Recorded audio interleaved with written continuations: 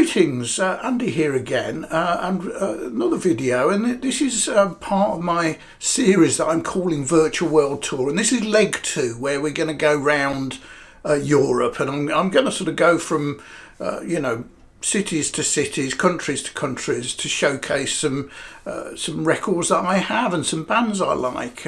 So again, I'm going to show 12 LPs, but across 9 countries. So 3 of the countries we're going to have 2 places we're going to stop at, not always at the same point. So we might come back to countries as we go round. I was looking at some maps. And I thought, just to sort of help showcase this, and I came across, I was aware of it, a vintage map, a medieval map called the Salter map, which at the bottom has a sort of some pictures of dragons and a comment, I think it's all in Latin, which says, "Here be dragons," obviously, which was sort of like mythical and so on.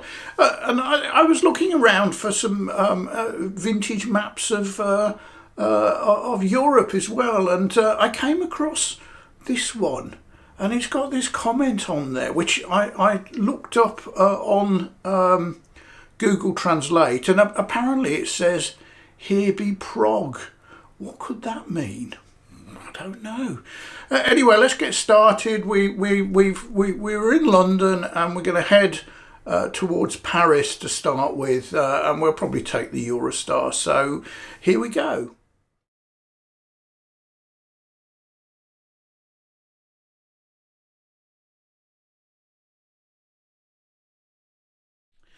So here we are. We've landed in. We've got off the train in Paris, so we're in France.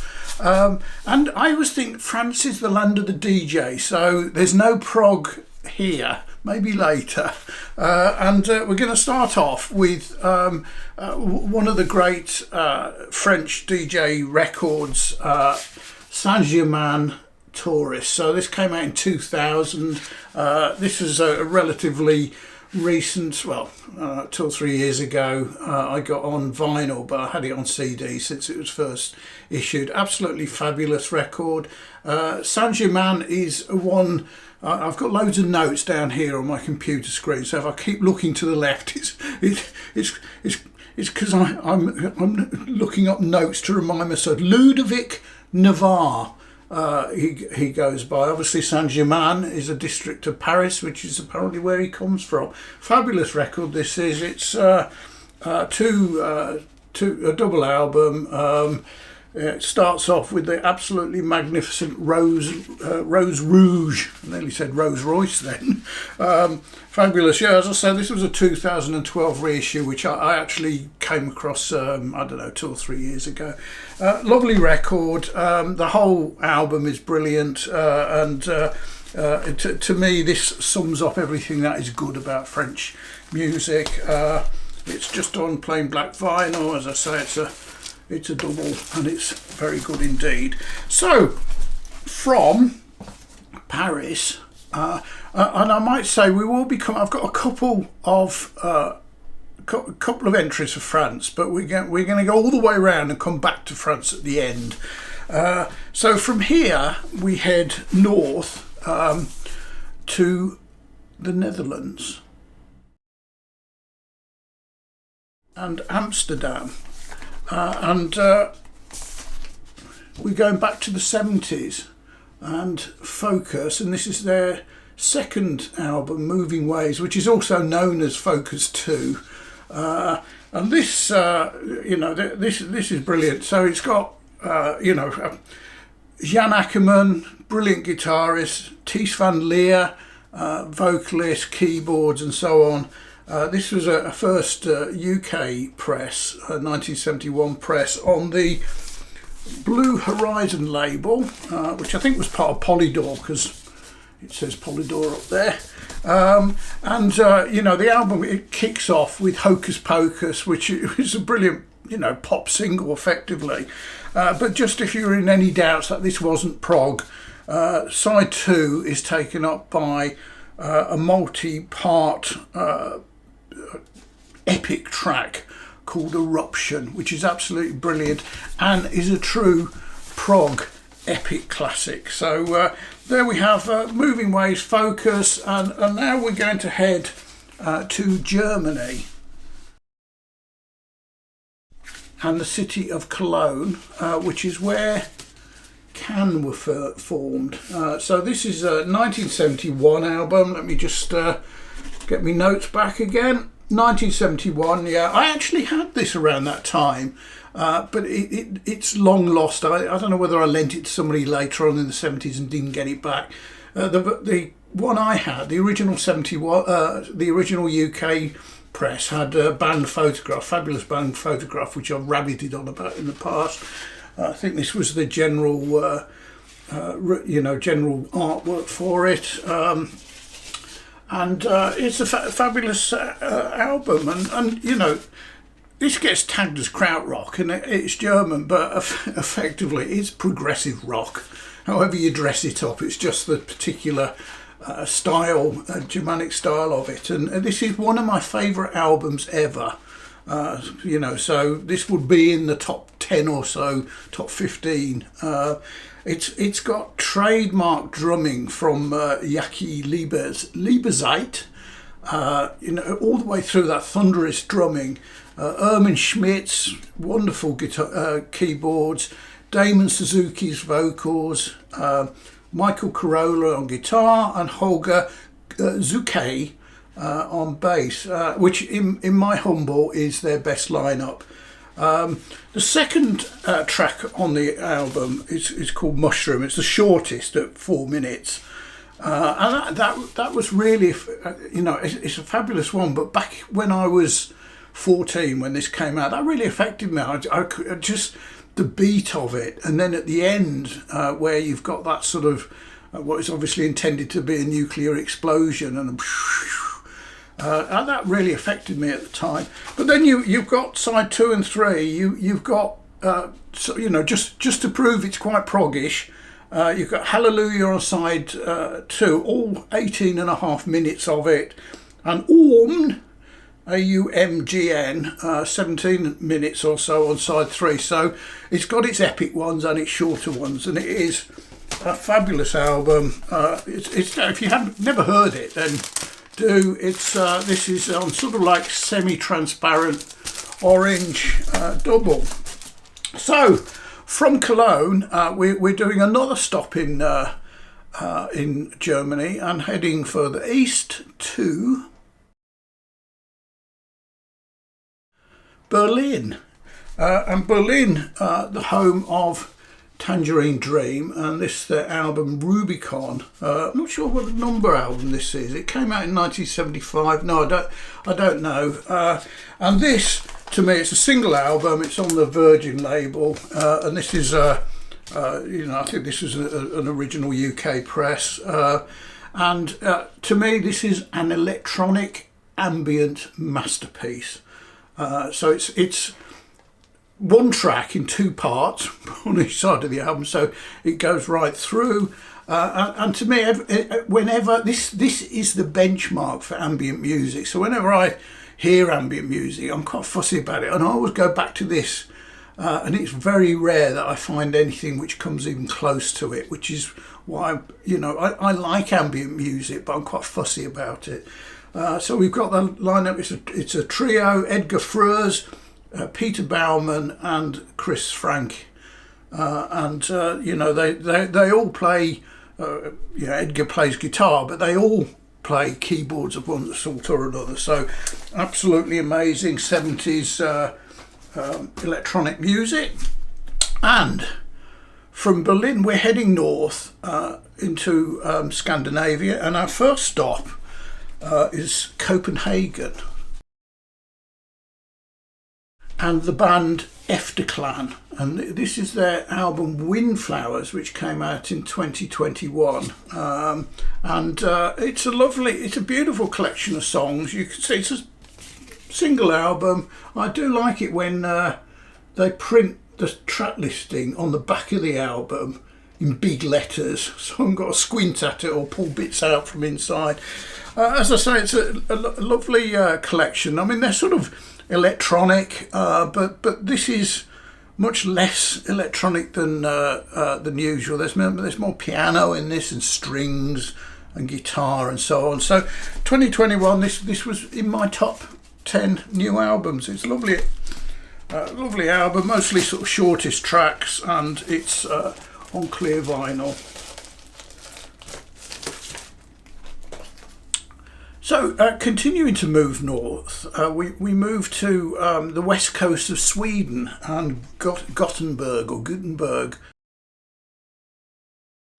which is the second city and the home of Volvo. And I actually drive a Volvo car, and the band here is Little Dragon, and this is actually a new release in 2023. It's not my favourite album of theirs. That's Ritual Union, which came out in 2011. Let me get my notes back up again. This is not my favourite album of theirs, but it's a decent album all the same. It's electronic, sort of dance. It's sometimes described as synth pop, but I think that sort of does them a disservice. The singer there is called, let me look at her name, Yukimi Nagona, and she's sort of Swedish, of Japanese descent, but Swedish. There are 11 tracks across here, just two sides of an LP, so it's a single album. The 9th track is the longest, and that's only 6 minutes, and it's called Glow, and that features Damon Albarn of all people. So decent record.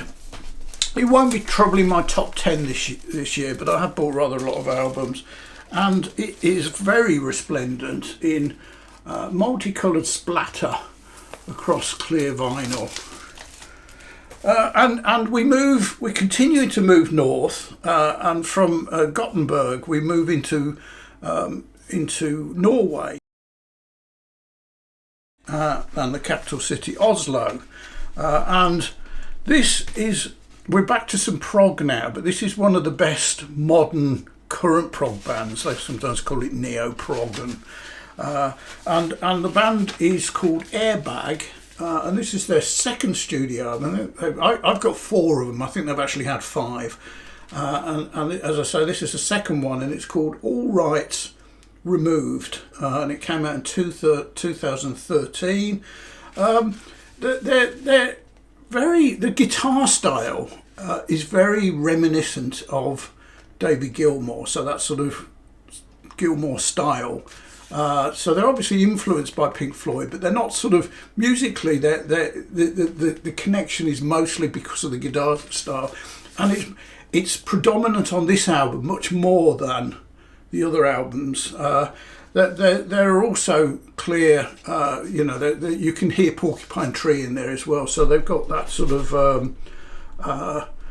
that sort of connection as well.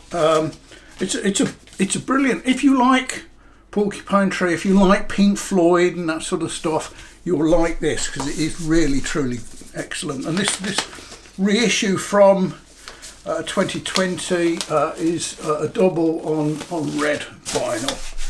So from Norway we move back to Sweden, and again Sweden's an interesting country when it comes to music, because I read years and years ago, something, and I can't remember exactly what it was, but I think from memory it was the country in the world which produced the 5th, I think, most English language pop and rock music after the United States, the United Kingdom, Australia and Canada. And it's right up there with those, so it makes a 5th in that. And this is entirely different. It's also so varied. It's not really known for all its music. So before we had Little Dragon and their Slugs of Love album, which was sort of electronica and quite pop. Now in Stockholm we've got First Aid Kit and their second studio album, which is called The Lion's Roar. And this came out in 2012, And First Aid Kit are two sisters, essentially. I mean, they have a band supporting them, Clara and Johanna Söderberg. And they have it's lovely vocal harmonies and sort of folky Americana. You know, when you listen to them, they sound more like they're from Tennessee than Stockholm.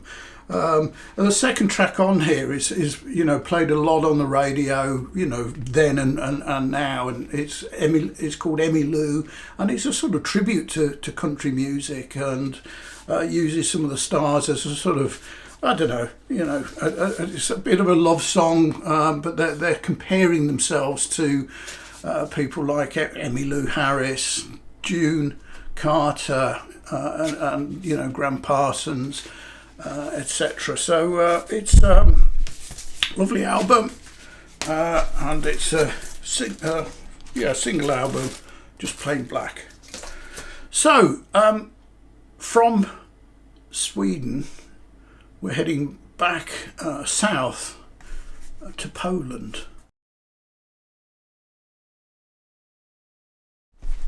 And we end up in Warsaw, where the band Riverside come from.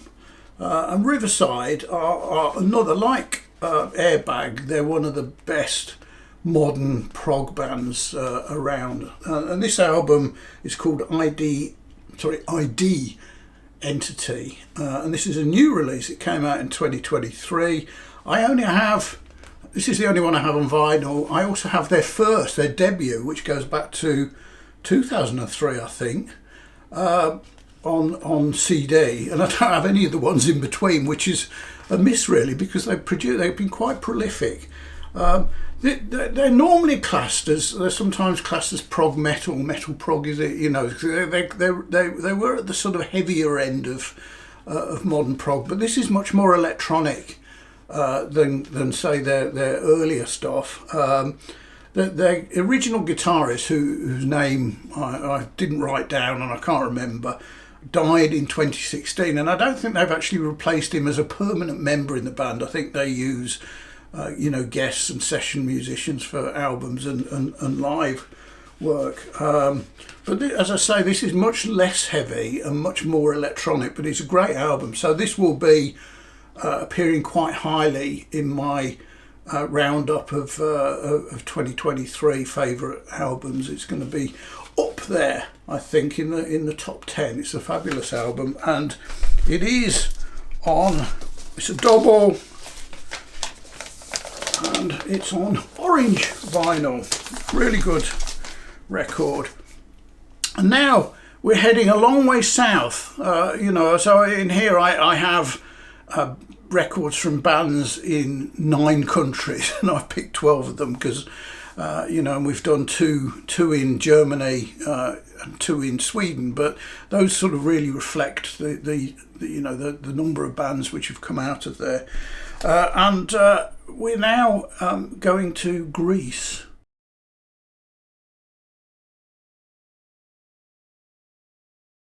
And the town of Agria, which is, no, not Demis Roussos, it's where Vangelis comes from.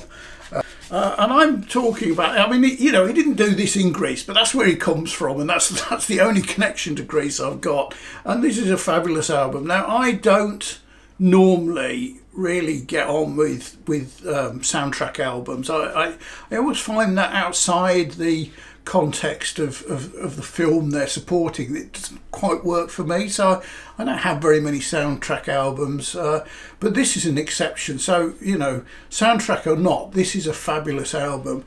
And it's quite interesting that, you know, Blade Runner, which is also one of my favourite films, certainly in my, you know, equal top 5, came out in 1982, but it took till 1994 for them to release this album. And I don't know whether that was to do with copyright issues or anything like that, or I suspect you know, I'm fairly well known for not being that enamoured with 1980s music, and particularly sort of early 80s. It all sort of passed me by a bit. It was all synth poppy. It didn't do for me. I stopped listening and I stopped buying records, and I can't help but wonder whether they thought, they've got a fabulous album here. What are they going to do? Put it out in the 80s amongst all that dross? Or better to save it till the 90s when there was some good music back again. I know but it's not everyone's view, but that's my view. So a fabulous album. I absolutely love this. I could listen to it endlessly. So it's single album on black vinyl. Everyone knows it. The love theme, tears. I've forgotten what it's called now at the end. Tears in the Rain. It closes off. It's absolutely brilliant. And from Greece, we head west again to Italy.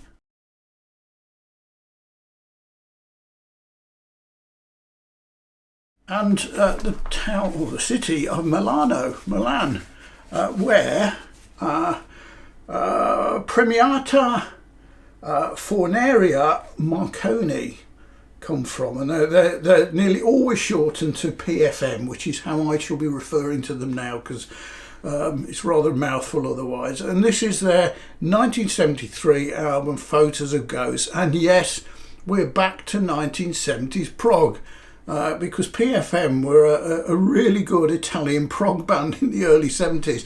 I confess I didn't hear them then. This is one, I've come across them later on, obviously, and this is an album I bought at a record fair, came across a couple of years ago or something. Obviously I'd heard them by then. It's 1973. I don't know what number, and I didn't make a note, but they were sort of taken under the wing of Greg Lake, and released their albums, or certainly these early ones, on ELP's Manticore label, as we can see there. And it's brilliant, early 70s prog, what can I say? And so for our number 12, our last stop, we're heading west again, back to France. And the French Riviera and the town of Antibes, or Antibes, I think it's probably pronounced Antibes. And we're back to DJs again, and in this case it's M83 and their album Hurry Up We're Dreaming, which came out in 2011. And M83 is one Anthony Gonzalez, so he was born in Antibes, which is basically why I've chosen that. I think for quite a long time now he's been based in the States. I think New York, but I could have that wrong. I came across this album at the time, back in 2011 when it came out, on CD initially, and thought it was absolutely brilliant. It's sort of electronic, it's classed as electronic, but it's not out and out electronic. It's quite shoegazy as well. This album feels like it's a bit of a concept album. I'm not sure it is, but it all flows. All the tracks seem to go one to the other and go really well together. It flows beautifully. I played this to death back in 2011. It was my fauvorite album of the year. This is actually an original press, but I sort of found it a few years afterwards and got it. And it's a double on black vinyl. So there we have our Continental Europe leg of my virtual band world tour. And the next one is going to be what I call the rest of the world. And by that I mean the rest of the world other than the UK, Ireland, Europe and North America. Because, to be frank, there are great swathes of the world I have no music for. If you look at the population of Asia, South Asia, Indian subcontinent, China and so on, nothing at all. I've only got one in Africa. So I'm going to be picking right the way through before going to what I suspect will be several legs of North America. So next time, which will probably be January, so come January we'll be doing this, and I'm going to head to the Middle East, down to Africa, across to Australia, Japan, and then a couple of stops in South America before, obviously, the next one after that will be North America. So thanks for watching. Cheers.